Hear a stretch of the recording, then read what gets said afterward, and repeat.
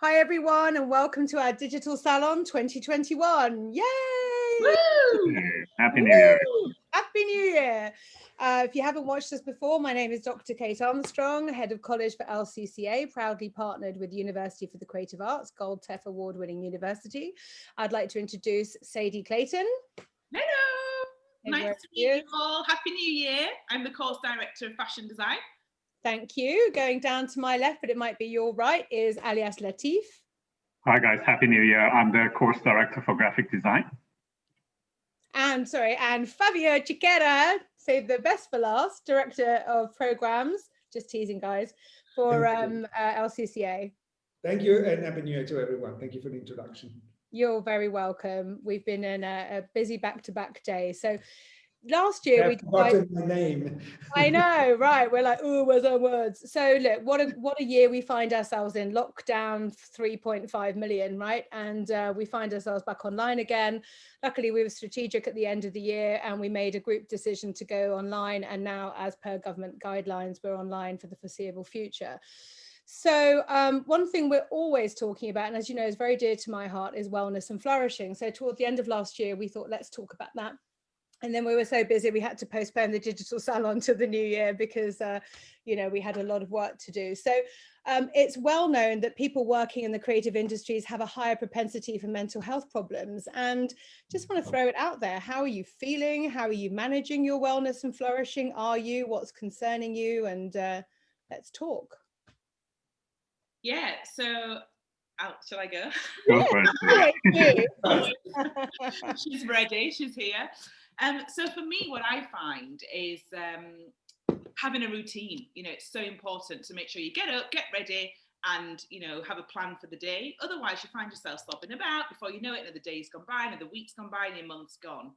And actually, in the last couple of lockdowns, I was interviewed, which hopefully some of you will have seen the last one. We spoke about that, about dressing up in lockdown. So I always make sure I've got my red lipstick on, my dots under my eyes, and I'm good to go for the day. It's my armour. I'm ready. To take on the world in these tough times. So that's my hack. I love that. Whilst the rest of us are just half dressing, I understand Ali and Fabio regularly don't wear trousers. Well, you shouldn't have told everybody now.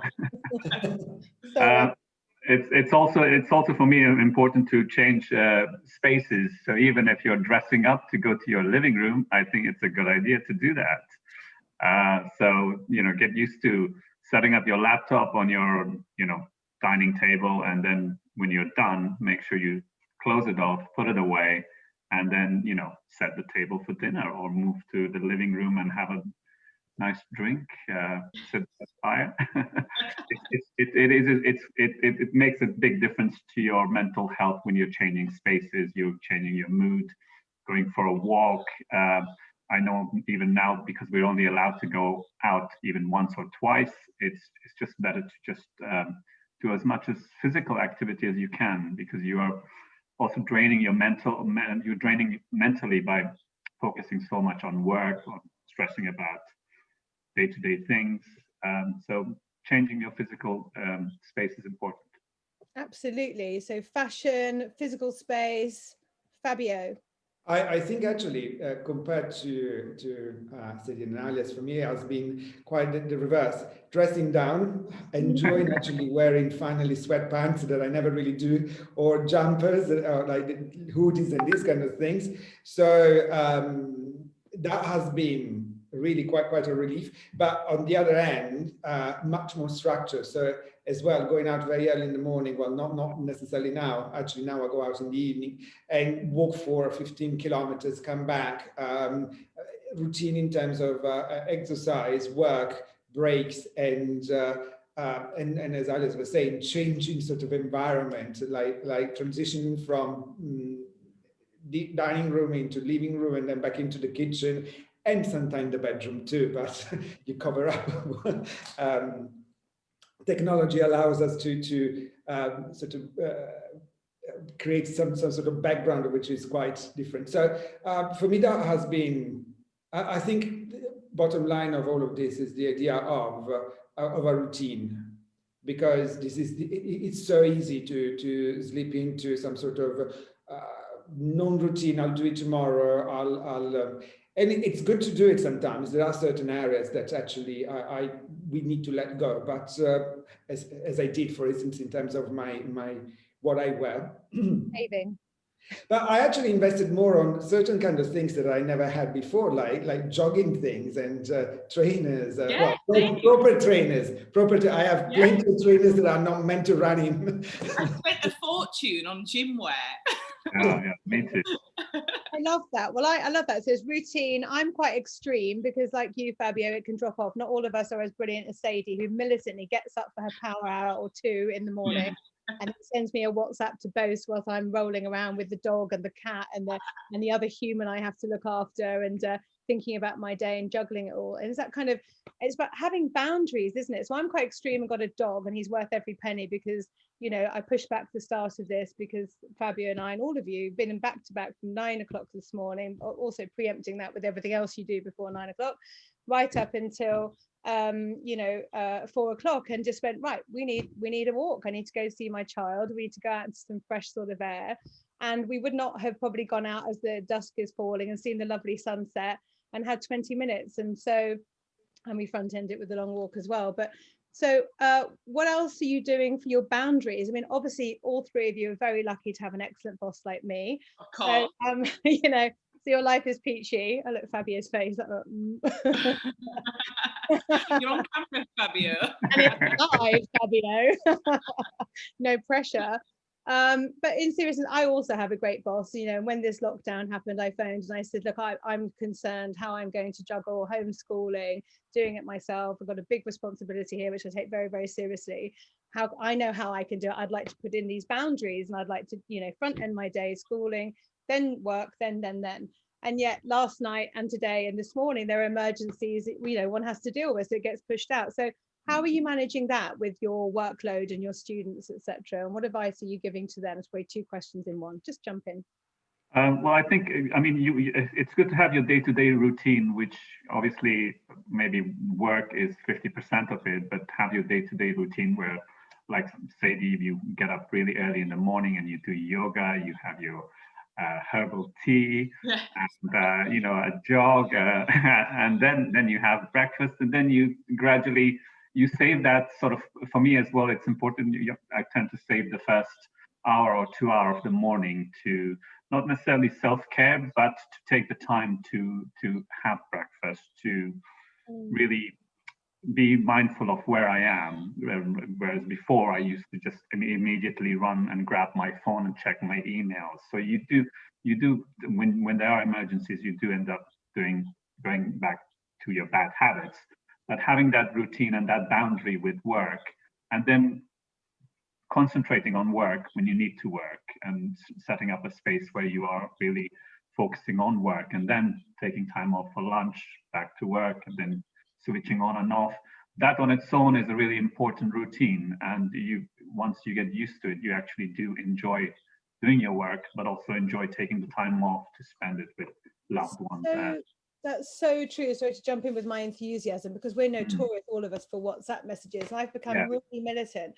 When I'm with Lily Coco, that's it. I'm not looking at my phone. I've been trying to turn it off at 5. Yesterday it was 9. But, this is our first week of lockdown. And that has been fantastic, to fully be present. I meditate every day, no matter what, but to be fully present with, oh gosh, she's coming in and this is live. Sorry.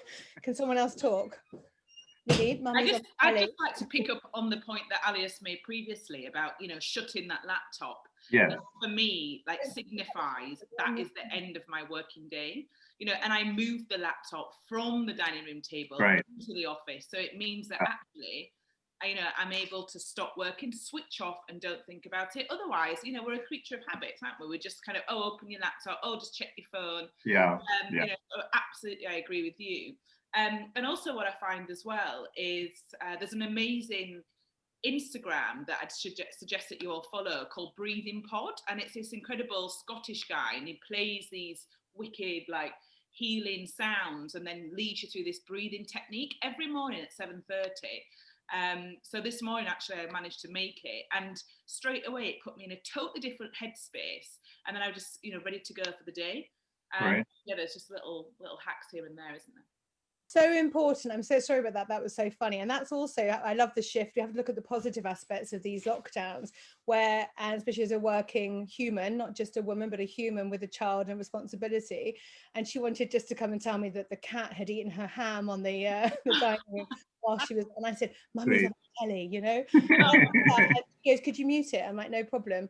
But that's it. It's about being present, and then also giving boundaries to the people in your lives also, isn't it? I'm working now, let's separate this. Meditation, I know you're a big meditator, Sadie. I know that walking is a form of meditation, so you and Alyas both do that. What other interventions are you doing? And also, the second part of the question is, what about your students? I know we've talked in our team meetings that we want to celebrate the lockdown in the sense of, well, we don't mean this a great thing, of course. We want to do our bit for protecting people, but we mean, how can we turn this into a positive and help build a community of practice for our students so that they thrive during this time? Can I say something here? I think, as you know, this week has been incredibly busy as well, on top of everything, with the teams to move to create this migration strategy. And of course, we've been doing this before, but I think it has been very central for us to focus on the idea that our students do not necessarily communicate as much in the same way, that we use the same media, but we don't communicate in the same way. Therefore, we've been very busy about on creating something that feels seamless and holistic for our students to actually see possibly their mobile as an extension to their hands as well. So, and this is well because it's the way that I see it. I generally tend not to separate my mobile and so on. I just stop replying to emails, or just don't check emails any longer. But then my Instagram is another room within my social media and so on. Plus, I don't have a television. So I've never had a television in my life. So, that's my Do you have a library, huh? Horror! Oh my God! So I've never seen anything that comes through TV. Few things on YouTube, and but I don't subscribe to anything and so on. But Netflix, and so for me, it's like documentaries, which really is the best way for me to relax. You're just nestling down with War and Peace and No. Well, you're missing out, because Queen's Gambit is brilliant. I'm actually watching something on Netflix, which is brilliant. It's like the history of swear words. So. Oh yeah. Well, the etymology of the C word is very interesting. Let me just say that. The Germaine Greer.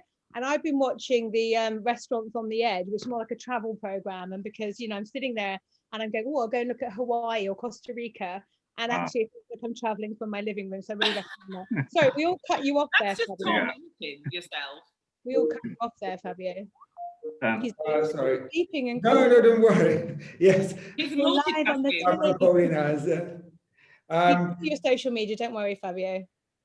No, but I think each one of us has this kind of different approach. So I always think that for me, like, my mobile is not really the interference with between, or it's just an interface. So I just switch another page and then I go on and amuse myself on, for instance, TikTok or Instagram and so on. So, and I don't really look at emails any longer after 6 o'clock and so on. What? And students, let's get to the... I heard that. No, we're joking, because it's actually, you know, the work is never ending, so you have to prioritize more. I think that's really key and critical. It's about, like Alyas said, you know, actually having a lunch break, which was unheard of, right? Maybe not on the days when we're fighting emergencies, but no, we celebrate that. And when we're back on campus, we plan to have our wellness and flourishing program, meditation Monday, wellness Wednesday, flourishing Friday. We could start to do that online, but I think we took a decision as a team, didn't we? Because the students are online all the time at the moment anyway, we didn't want to encourage more online activities. So, so what else are you encouraging them to do, or are they telling you how they're managing? Well, a simple conversation is what I found is helping a lot of people. I think this is something that I personally also got more involved with, having conversations with friends and family and during the first lockdown. And that's how I kind of got through it. You know, when I switched off from work, and socially, that's, you know, you couldn't do anything apart from spending time on social media. A social conversation is, I feel, the best thing. And recently we've obviously seeing the students for the first time, as it's our first week. the first thing we did was spend 15 minutes, 20 minutes just having a simple one-to-one conversation. How are you doing? How are you coping? What was it that didn't work for you during the first lockdown, and what can we do this time round to improve that experience? And apart from that, just listening to them as well, because they just want, I think it's best to kind of express how you are feeling and letting it out, and vice versa from students as well as your colleagues. I think that's probably another good thing to do. Absolutely. And I think we're a small, tight team, and we're very open about our emotions and feelings, aren't we? And, you know, we're our hearts and our sleeves, and it kind of helps through the frustrations and the good times. And so digital poverty has been something that the student office for students have been talking about, you know, because we're trying to find the positive of this lockdown, but there's a lot of struggles. People are at home. We're talking about moving from our lounge to our bathroom. Sometimes none of us have an east wing to go into. So, you know, the students are often competing for space. We're managing families at home. Some people are sharing iPads and so on. So I've been talking this week to the Professor Wilson about getting a budget together for laptops, iPads and support, you know, and I think that's something that we can do for students as well. Absolutely, yeah. Yeah, and also from a fashion perspective, you know, a lot of things that the students do is always to full scale, but I've been encouraging them to get 8-inch mannequins and play around, you know, on a smaller scale and, you know, dress up your sister or your brother and, you know, start to think about how clothing can become, you know, a styling thing, and start to think about your own sense of style. So just kind of adapting to, you know, to these times, and also going back to what you're saying about having a simple conversation. You know, we're all quite vulnerable whilst we're going through this pandemic. So I think that is the best thing to do. Just be honest and say, how are you feeling? You know, and that's what I did with my students yesterday. And the amount of, you know, I saw their eyes light up because they didn't want to talk about their work for 5 minutes. They wanted to talk about themselves, and they wanted to rant and vent, you know. So I think that's what's great about teaching online, that you can get more personable with them. I think that's amazing, and I think it's really brave of you all, and I know how emotionally intelligent you all are, and then to step up and share that with students, and as you say, share that vulnerability is really impressive to them, and it creates a safe space for them to open up as well, which is incredibly important, and then they're more likely to do better in their work, etc. So I'm really pleased that you're all doing that, and I know we're all working on ideas to build that community and so on. So we're almost at the end of our time, and I know Ahmed will be telling us we're TikTok, get toward the end. So we're all gearing up for our first of the year open day tomorrow, January 2021. We're overrun with subscribers, but you can still, if you wish, log on. If you go to our website, I think Ahmed in the ether will tell me if I'm wrong, but you should be able to subscribe and join the open day tomorrow, so you can see us again here because we're so happy in our live space. And I think it was really important is just to keep drinking your green juices if you can. Take time out for a walk even when you're super busy, otherwise you'll get, you know, cankles like I did in the first the first lockdown. Can't just blame Christmas. So I want to thank you all for joining me here and looking out for the students and for yourself, and thank you to the guys for getting us online, and goodbye. Bye. Take care. Our jingle. Let's just do jingle because we don't have music and end. I think they're still live. Keep smiling. Don't do anything. Smile and wave. And smile and wave. Ahmed, has he just gone off somewhere? Just gonna leave us here. Yep. Second. We're so slick. Practice makes perfect. Absolument. See you all at the next one. See ya.